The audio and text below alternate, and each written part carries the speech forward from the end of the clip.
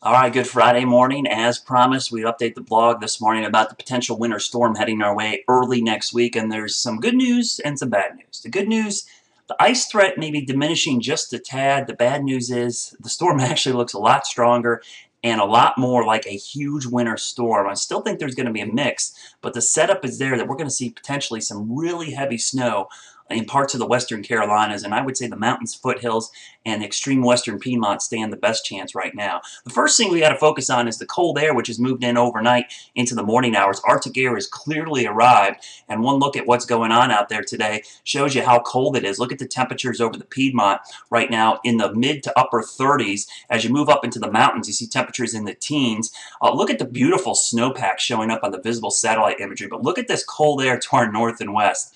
It is frigid up there. Let me turn the radar off, and we'll turn on the temperatures. Look at this Arctic air mass, which has invaded all of the northern part of Minnesota all the way down to the Ohio Valley now. This is some really cold air. These are current temperatures, by the way. We're not looking at wind chills. These are current air temperatures. This morning, 46 below zero up there at International Falls, and there were a lot of readings between 20 and 30 below. If you want to see what the wind chills look like, here's the current wind chill readings. Really, the wind has died down a little bit, but when it's this cold, any wind at all produces wind chills of 41 below up here at Flag Island, Grand Rapids, Minnesota, already 33 below. So really cold temperatures all the way down into the southeast now, and this is really going to continue to move in during the overnight hours tonight and into tomorrow. So don't expect temperatures to really move all that much here in the next 24 hours. That's part of the reason we're seeing this setup for wintry weather. This is the European model. I want to show you this one first to show you the setup. That Arctic air mass really sets up shop over the northeastern part of the United States.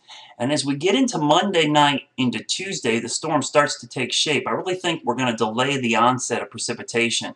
But here's the thing that has changed from the last time I updated the blog. The high is really strong. Here's the high up here. Very strong high. And notice the wedging. Anytime you see the isobars take this like pointed shape to them down into the Carolinas, that's a sign of cold air damming or cold air wedging, we call it. But this thing blows up right on the North Carolina coast, South Carolina coastline. And this thing bombs out. I mean, it goes from 1,000 millibars down to like 980 some millibars in about a 24-hour period. I mean, this thing, look at that. That is a bomb. And what I mean by bomb is, in meteorological terms, pressure dropping rapidly in a short period of time. And then this thing moves up the coast. The whole time, we're getting bombarded with almost near blizzard conditions in the western Carolinas. So let's take a look at the storm track. The initial piece of energy comes down over the Central Plains and arrives down here over the weekend. So that's something we'll have to keep an eye on, how that energy comes down. The GFS model, which is actually starting to come in line with the European, shows this thing bombing out. Look at this. I mean, there's the rain-snow line right over Charlotte. That is a lot of snow. We go out into the earlier. There it is bombing out over South Carolina. I don't buy the inland track right now. I actually think it's probably going to be a little closer to the coast. So if we're looking at totals wise, here's what the GFS model's spitting out for the western part of the Carolinas. Let me make this a little bit bigger so you can see it. This is these pink areas.